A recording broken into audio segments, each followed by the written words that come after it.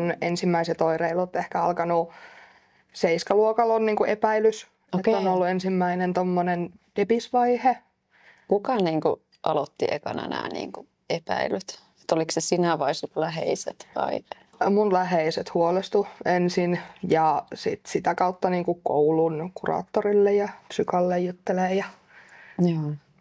siellä sitten keskusteltiin tuosta väsymyksestä, että mulla oli silloin tosi väsyneitä kausia, että mä nukuin vaan käytännössä kaiken ajan, mitä mä en ollut koulussa. Ja Niin, että saman tien kun tuli koulusta kotiin, niin periaatteessa nukkumaan. Joo, ja illalla heräsi ehkä ihan muutamaksi tunniksi olemaan hereillä ja sitten taas, että ihan 16-18 tuntia vuorokaudessa pahimmillaan oli unta.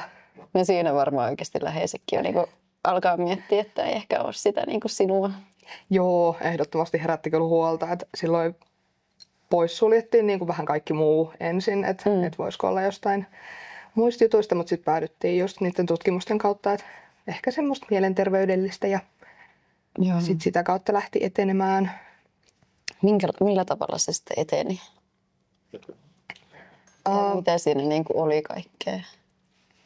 No, mut siirrettiin niin kuin nuorten psykiatriselle puolelle tutkittavaksi. Ja koska mä olin niin nuori, niin sitten ehkä painotettiin enemmän semmoiseen ahdistuneisuuteen ja masennuskauden niin kuin tutkimiseen ja hoitamiseen. Mutta sitten siitä pari vuotta eteenpäin, että tietty niin kuin oli vähän tasasta välissä. Ja sitten mulla tuli niin kuin ensimmäinen mania. Minkä ikäinen sä olit? Mä oon ollut melkein 18, kun se on alkanut. Joo, vähän vajaa. Miten se sitten niin kuin sulla näkyy se ensimmäinen mania? Et millä tavalla niin kuin se tuli sulle? Tai minkälaisia oireita, tapahtumia? No se alkoi tosi silleen huomaamattomasti, että semmoisella tosi huolettomalla menolla ja elämä tuntui kivalta ja unen tarve väheni. Joo, tämmöiset niin perinteiset oireet oikein kirjaesimerkki, mutta ehkä niin kuin pahin oli just sit se, että kun oli niin huoleton, että semmoinen vaaran tunne lopulta, että ei niin kuin osannut ehkä arvioida, kuinka vaarallisiin tilanteisiin voi joutua ja ei oikein ehkä välittänytkään, että ei niin kuin ollut mitään sellaista tajuntaa siitä, että niin kuin mitä kaikkea voikaan käydä niissä menoissa. Ja se kesti ehkä parisen kuukautta pahimmillaan, että kyllä niin kuin sit alkoi vaikuttaa just tosi moneen osa-alueeseen elämässä, että muutakin kuin vaan siihen, että ei ollut sitä vaaran tunnetta, että tavallaan että loukkasi jatkuvasti läheisiään ja oli tosi semmoinen niin kuin, välinpitämätön, että tavallaan että ne omat tunteet tuli aina etusijalla ja ei ehkä niin kuin hahmottanutkaan, että kuin loukkaava voi olla muita kohtaan. Ja just semmoista oikein niin kuin tosi alhaista niin kuin valehtelua muille ja tosi, niin, mitähän muuta siellä sitten on niin paljon aikaa. Ei se mitään. Mutta kuitenkin se oli sitten semmoinen pahimmillaan 2 kuukautta. Joo. Mitä sitten kävi? Sitten se loppui. Ja se oli ehkä se pelottavin osuus, kun tuli semmoinen tajuaminen siitä kaikesta, että mitä onkaan tehnyt.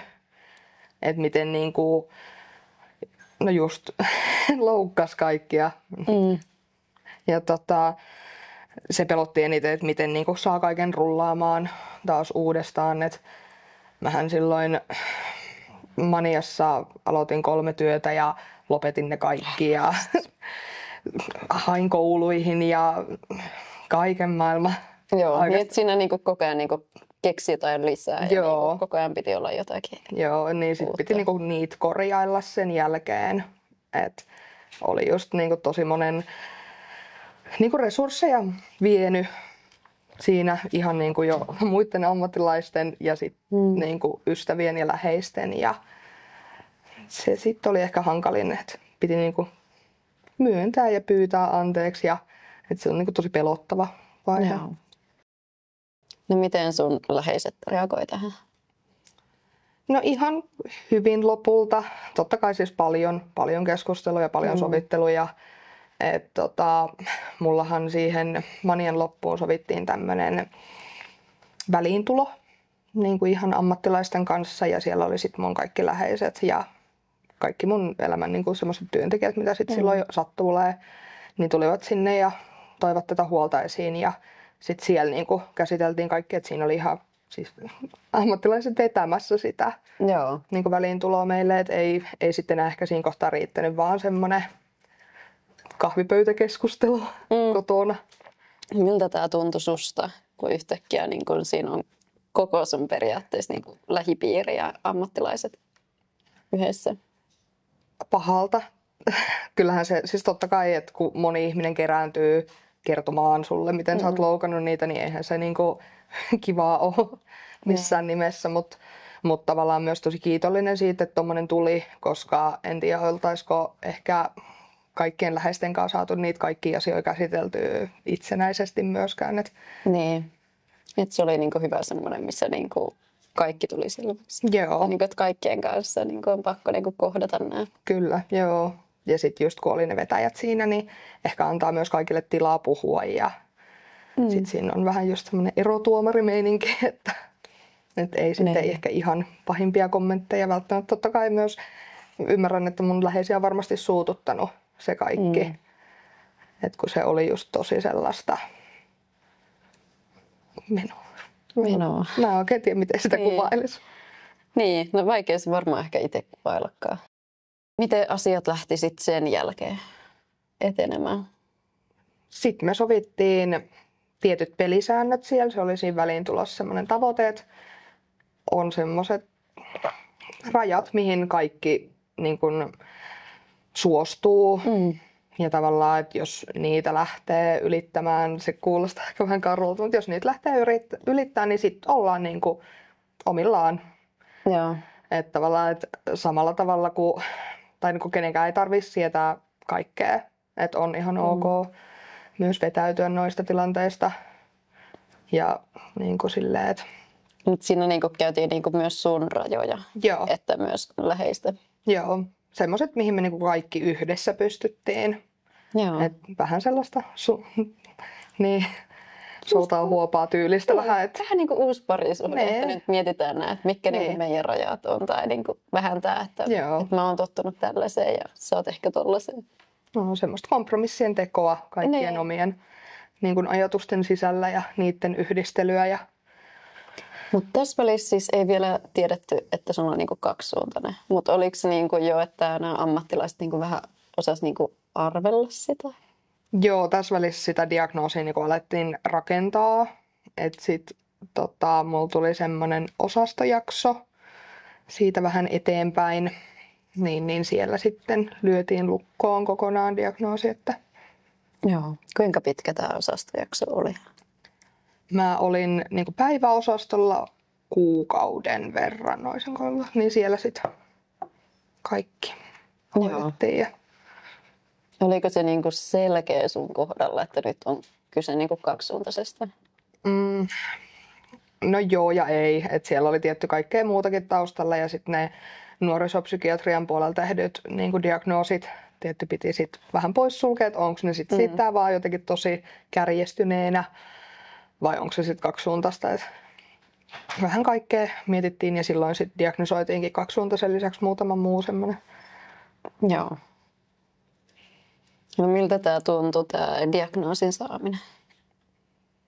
No pelottavalta, mutta ehkä tavallaan myös vähän helpotti, että oli semmoinen selittävä syy siihen, että tajus, että ei ehkä ihan pahuuttaan ole ollut ikävä ihminen, mutta se myös ehkä tarjosi silloin tosi ikävän tilanteen siihen, että sen taakse oli tosi helppo piiloutua, että kun ympärillä kaikki kertoo, että tälleen nyt ollaan, kun on kaksisuuntainen ja tälleen se nyt aina on ollut, niin sit se myös tarjoaa tosi helpon tilanteen mennä sen taakse ja vetoa siihen.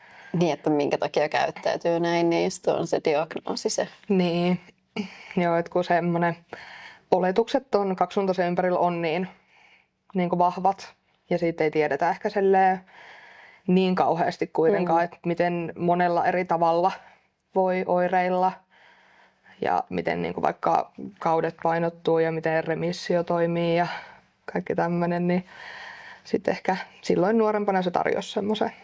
Miten sä niin kuin löysit nämä sulle toimivat menetelmät? Kokeilemalla oikeastaan vähän kaikkea. Joo. Niissä vertaistukijutuissahan totta kai annetaan vinkkejä ja paljon, niin sitten ehkä niiden semmoisella muokkaamisella omaan Nee. sopivaksi. Että just semmosia, no aika usein on just vaikka ulkoilusta puhe, että semmoinen toimii, mutta sitten myös esimerkiksi jos on huonompi kausi, niin eihän silloin välttämättä jaksa, niin sitten semmoiset niinku kompromissit sen suhteen, että menee parvekkeelle olemaan tai ihan vaan vaikka vie roskat. Niin, että semmoisia tosi pieniä steppejä. Niin. Ei ole välttämättä nyt pakko lähteä sinne ihan niin kuin lönkkimaastoihin. Mutta... Semmoinen, kunhan niinku vähän jotain, että se on aina eteenpäin, että jos vähän enemmän kuin eilen. Niin, ja siinä varmaan just pitää tosi paljon niin kuin psyykata itteensä. Joo. Ja niin kuin olla niin kuin tietoisesti läsnä niistä pienistäkin stepeistä. Joo, se on kyllä. Ja mulla oli ehkä nuottivalmennuksesta eniten apua. Okei. Haluatko sä kertoa siitä enemmän?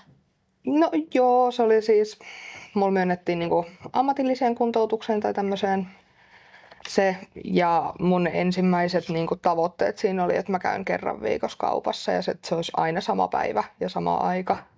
Et ihan sama mikä fiilis on, niin sitten sinne kauppaan mennään.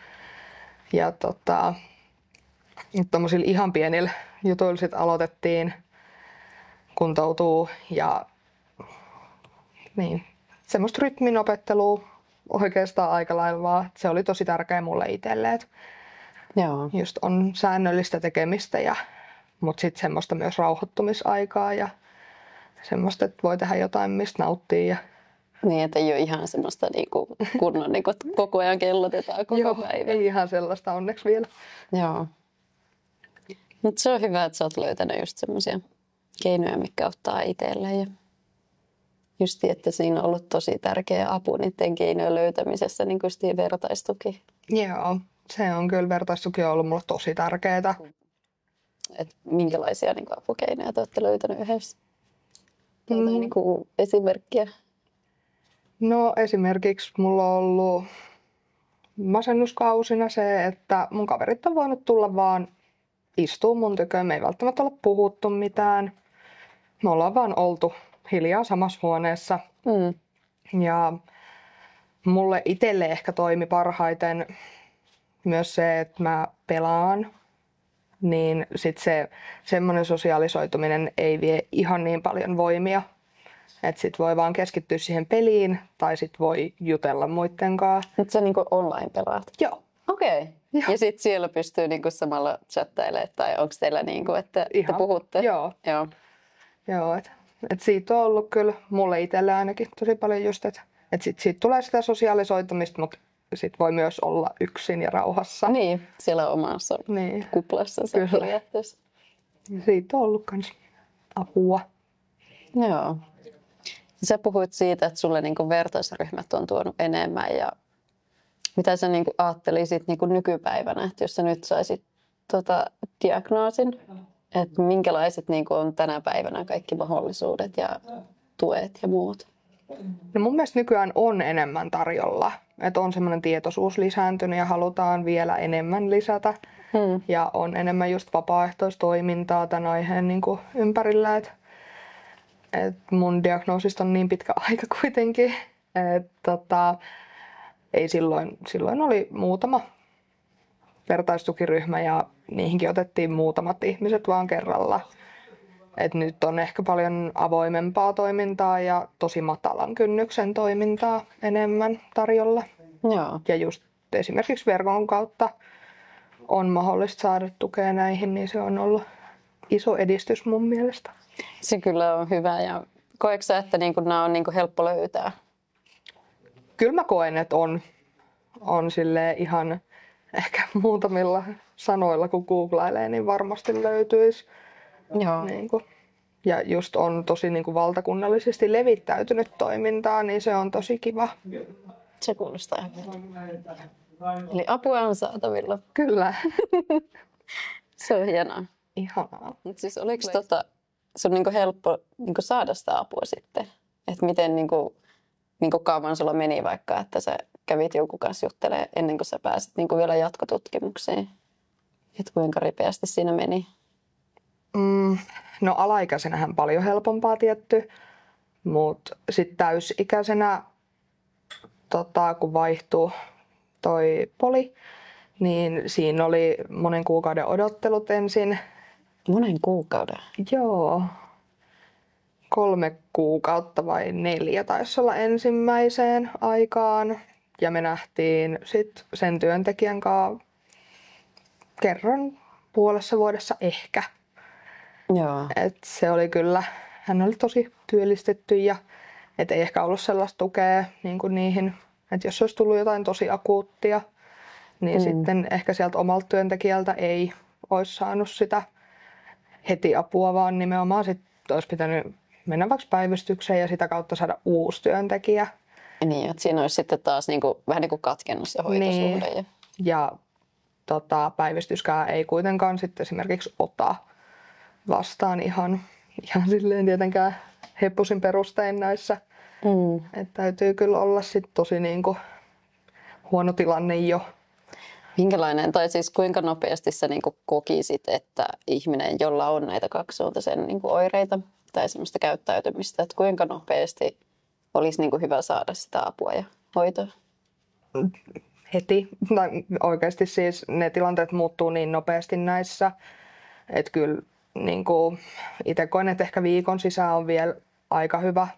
Ihan viimeistään joo. Jos on niinku just semmoinen tunnistaa kauden niinku alun ja ei saa tavallaan itse katkaistua sitä kierrettä, niin kyllä ne muuttuu niin nopeasti just tosiaan ne tilanteet, että sitten on tosi nopea. Niin viikko on mun mielestä aika semmoinen maksimi ja yleensä just ainakin kaksisuuntaisen suhteen on niinku suotavaakin, että olisi jatkuva kontakti. Mutta kyllä tällä hetkellä uskoisin, että mun omalle työntekijälle saisin 1,5 kuukauden päähän ajan ja se on jo tosi nopeata niin. Tässä elämäntilanteessa, mutta se ei ehkä siihen kauteen sitten enää auta siihen sen jälkeen. Joo, jos mietitään, että mitä sä kerroit sun vaikka ensimmäisestä maniasta, että jos se niin kuin pahin vaihe kesti 2 kuukautta, että paljonko se oli kuitenkin ehtinyt jo niin kuin tehdä periaatteessa tuhoja niin, se sen 2 kuukauden aikana. Sepä, joo, kyllä ihan tosi paljon kerkeä tapahtuu ja kun nuo kaudetkin voi tulla joko 2 viikon sisään 120% päälle tai sitten se just kehittyy tosi hitaasti. Et mullahan oli mun ekas manias just se, että se oli aika hidasta se edistyminen. Mutta sitten kun se alkoi niinku tulee päälle sieltä kunnolla, niin sitten se kyllä tuli. Ja siinä vaiheessa, jos olisi itse niinku silloin huomannut, että mähän sain vasta manien jälkeen sen kaiken tuen. Mutta jos olisi itse huomannut siinä vaiheessa, kun se oireilu on ollut tosi näkyvää, niin mun mania olisi kerännyt loppuun ennen kuin mä olisin päässyt ensimmäiselle ajalle. Niin. Niin. Ja sitten noissa ehkä depisvaiheissa niin siellä on ehkä mun mielestä, mulle henkilökohtaisesti on ehkä pahin odottaa siellä. Että jos on voimaa huonona kautena soittaa apua ja sä joudut odottaa yli kuukauden, niin sulle ei välttämättä ole enää voimia lähteä sinne ajalle. Niin se on vähän huono, että sit kerkee jo niin silleen, ei ole niitä apuja silleen heti saatavilla. Niin, eikä välttämättä ole niitä voimavaroja niin kuin enää sen jälkeen niin kuin ehkä yrittääkään. Niin, sepä. Joo, ja kun mä en ole ainut kuitenkaan, joka joutuu niin kuin odottamaan, että kyllähän noi niin kuin, vaikka tämänhetkiset leikkaukset vaikuttaa ihan mielettömästi kaikkeen. Että nyt oli mun yksi tuttu, sai akuutin lähetteen ja joutui odottaa yli 3 kuukautta ensimmäistä aikaa tämmöiseen just aika rajuunkin oireiluun. Joo. Se on niinku ajettu ahtaalle kyllä tuolla kaikki. Kyllä 3 kuukautta on aika pitkä aika ottaa. On ihan mielettömän pitkä. Ensimmäistä kontaktiakin vielä. Kun aika usein nämä on semmoisia, mitkä vaatisivat sen akuutin hyvin ripeä, niin kuin sanoit, se, että viikon sisään maksimissaan. Ja minkälaista se arki on? No, mun arki on aika tasasta. ihan hyvin menee. Totta kai siis on semmoista heittelevyyttä silleen vähän suuntaan ja toiseen, että joskus jaksaa enemmän ja joskus vähemmän, mutta mitään niin kunnon kausia mulla ei ole ollut pitkään aikaan. Puhutaan jo niin kuin silleen tosi tasapainoisesta hoidosta tämän suhteen ja ihan normielämää just pystyy, että vaatii työtä ja semmoisia omien keinojen löytämistä, että mulle se on säännölliset rytmit ja semmoinen omien voimavarojen löytäminen, että mikä on mielekästä tekemistä ja mihin sit haluaa ehkä sitä aikaa panostaa.